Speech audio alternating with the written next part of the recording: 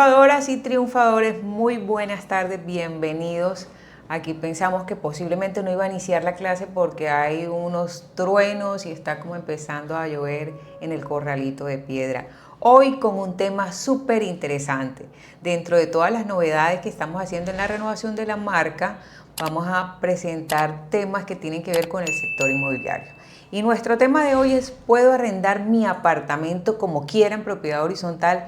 Y hago el énfasis en como quiera porque a veces estamos convencidos que porque el artículo 58 establece la propiedad privada no existen límites. Pero debemos recordar que en propiedad horizontal existe el régimen que establece cuál es la medida justa que debe tener cada propietario al momento de realizar este tipo de contratos. En Colombia hay algo muy claro que es la Ley 820 del 2003, o repito, Ley 820 del 2003, que son conceptos que quiero que vayamos tomando todos los que me acompañan el día de hoy. Bienvenidos nuevamente, en donde esta ley regula todo lo que tiene que ver con vivienda urbana en nuestro país. Y hay unos aspectos claves cuando hablamos de vivienda urbana en Colombia y partimos de qué es eso de arrendar en propiedad horizontal. Como les mencionaba, la Ley 820 del 2003 es la que regula los arrendamientos y vamos a tener presente que hay un arrendador, que es la figura de propietario que observamos en propiedad horizontal como esa persona que tiene el título o el derecho que aparece en el folio de matrícula inmobiliaria, que es la que le otorga la Oficina de Registro de Instrumentos Públicos.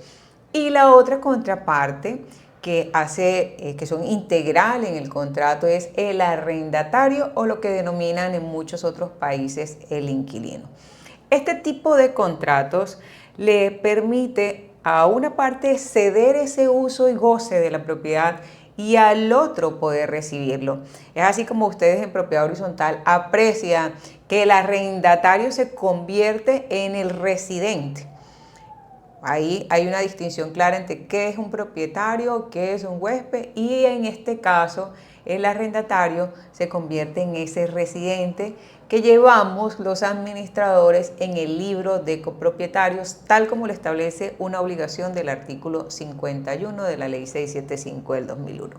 Aquí hago como una muestra gráfica de lo que podría esperarse de una persona o un grupo familiar en un inmueble que están suscribiendo su contrato de arrendamiento, el juez haciendo la regulación y aquí de este lado un arrendatario que no cumple con esas normas de convivencia, que solo la imagen lo dice todo, una fiesta descomunal generando ruidos e inconvenientes para un administrador.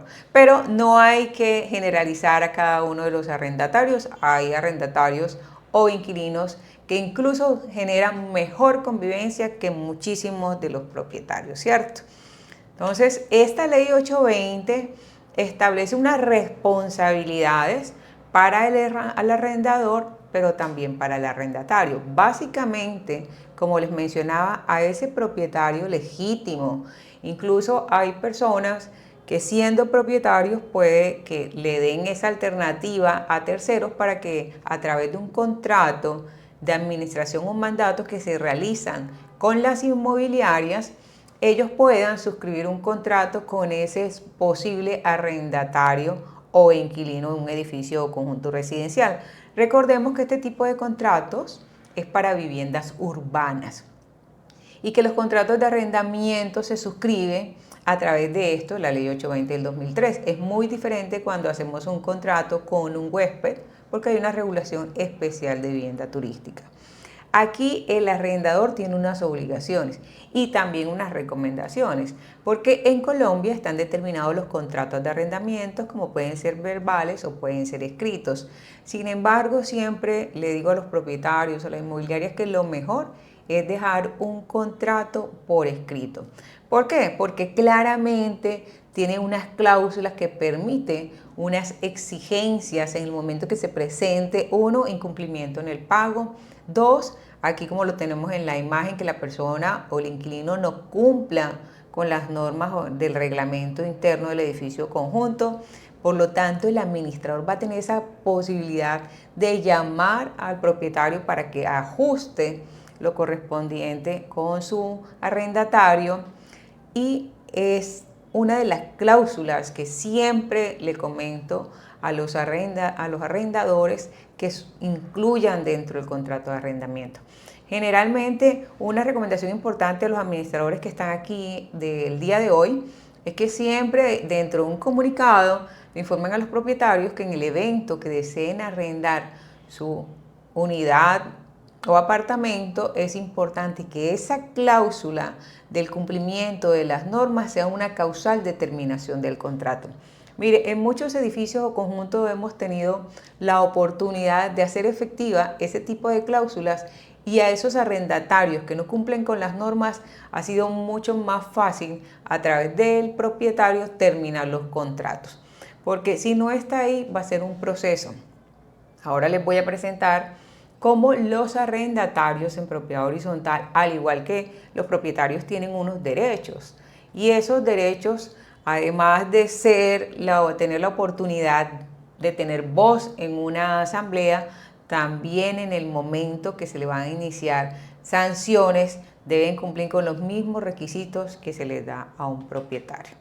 O sea, aquí les hice como un comparativo entre lo que es el arrendador. Recordemos que la figura del arrendador es ese propietario que puede ser claramente el titular del bien que aparece en el folio de matrícula, o recordemos que hay una figura en Colombia que se denominan los contratos de mandato o administración, que se le entregan a las inmobiliarias para que éste se encargue de hacer esa revisión del perfil de un arrendatario en un edificio, para un edificio conjunto de una casa o apartamento, y que bajo unos esquemas con un contrato ya firmado, un codeudor, garantías de póliza, son suscritos de manera que sirvan de soporte para poder responder a ese arrendador.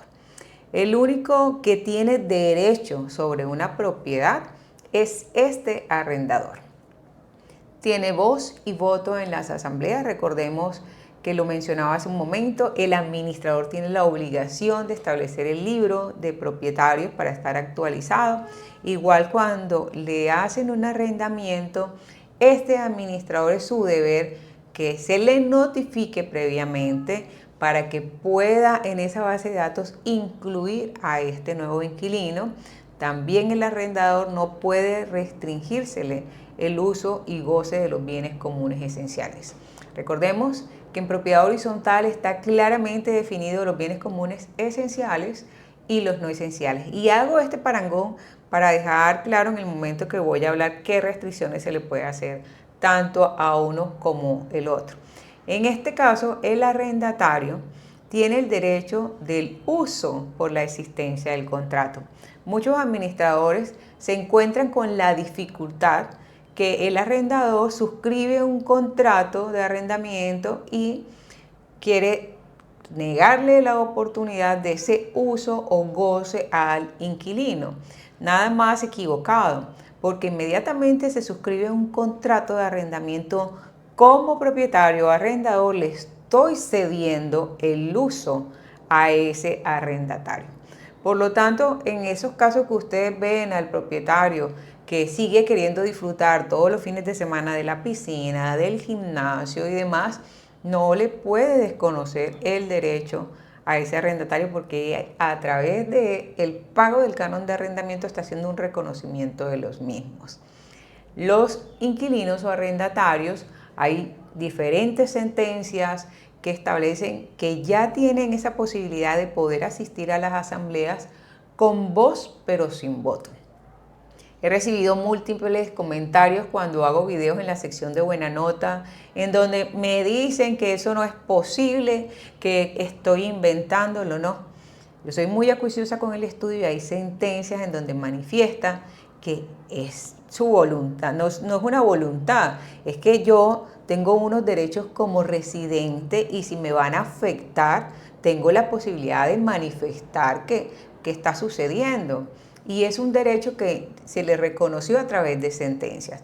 Así que sientan los administradores, propietarios, consejeros que se encuentran aquí en el arte de la PH en que estos son conceptos que están totalmente validados y respaldados. Además, el arrendatario se le pueden restringir los bienes comunes no esenciales, pero bajo unas prácticas que se reconocen no solo en la ley, sino también en la Constitución. Y es aplicando un debido proceso conforme a los lineamientos constitucionales y el cumplimiento de esas normas, al igual que un arrendador, les mencionaba, los arrendatarios o inquilinos deben cumplir con ellos. Pero el hecho que hay una exigencia sobre un arrendatario no quiere decir que voy a desconocer ese debido proceso y que esa persona también tiene derecho a la impugnación de las mismas. Por tanto, hay que tener muy claro porque apreciamos en propiedad horizontal que hay administradores, quizás por el desconocimiento normativo, que los arrendatarios, en el caso de parqueaderos comunales, tienen derecho a utilizarlos, que las restricciones de zonas comunes no esenciales no se le puede realizar solo por el hecho que son inquilinos, o nos encontramos con copropiedades que dicen, no, es que los arrendatarios no pueden asistir a determinadas zonas, generando una discriminación directa con los mismos.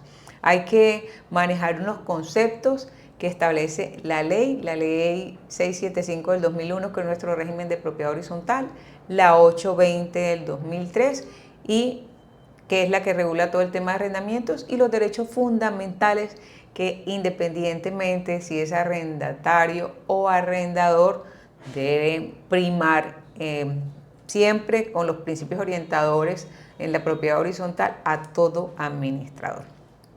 Fíjense que voy paso a paso dejando conceptos claros, sobre todo enmarcando la ley 820 del 2003, que hace las regulaciones especiales del contrato de arrendamiento, y hoy en propiedad horizontal. Si me siguen, efectivamente podemos evidenciar que la respuesta a si puedo arrendar mi apartamento como quiera en propiedad horizontal es no.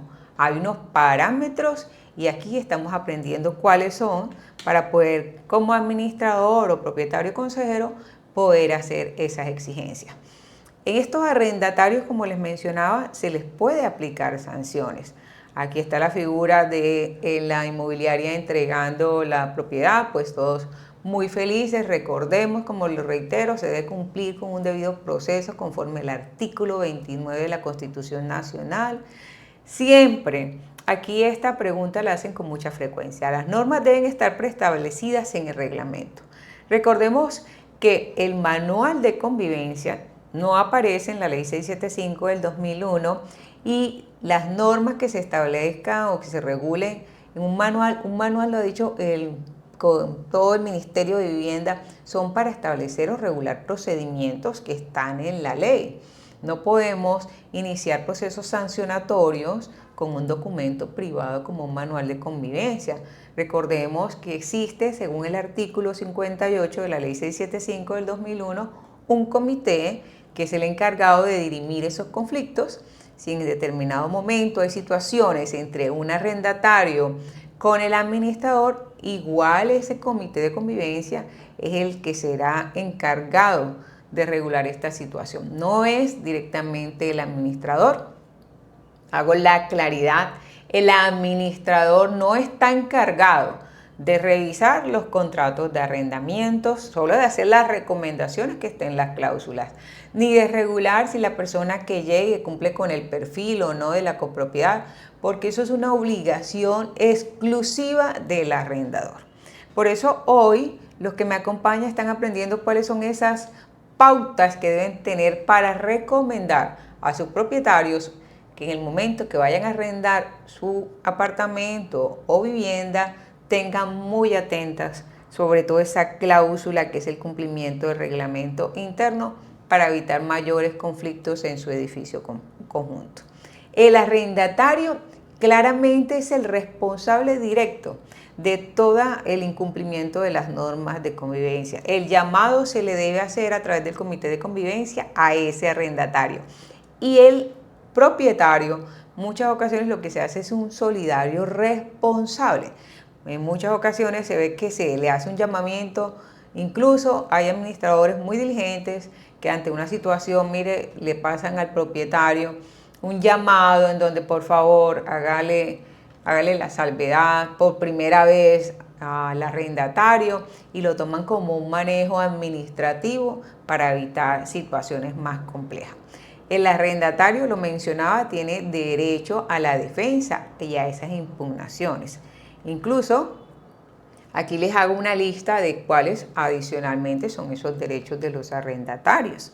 Como les mencionaba, los arrendatarios o inquilinos tienen esa oportunidad de, además de tener voz dentro de una citación o convocatoria de asamblea, de conocer las actas de las mismas. Recordemos que el régimen establece que se comunique a todos los propietarios y residentes las decisiones de asamblea, porque en muchos casos, dentro de eso que se estableció en la asamblea, haya una afectación en las zonas comunes que evidentemente va a hacer de conocimiento o necesidad del arrendatario. El UCE y las zonas comunes no esenciales, como lo mencionaba, los casos mora o incumplimiento por procesos sancionatorios de la restricción de los bienes comunes no esenciales, como los tienen algunos reglamentos, debido proceso a la imposición de sanciones. Y algo muy importante que me hacía una consulta a un administrador, y es que si ellos tienen derecho a presentar peticiones, quejas, reclamos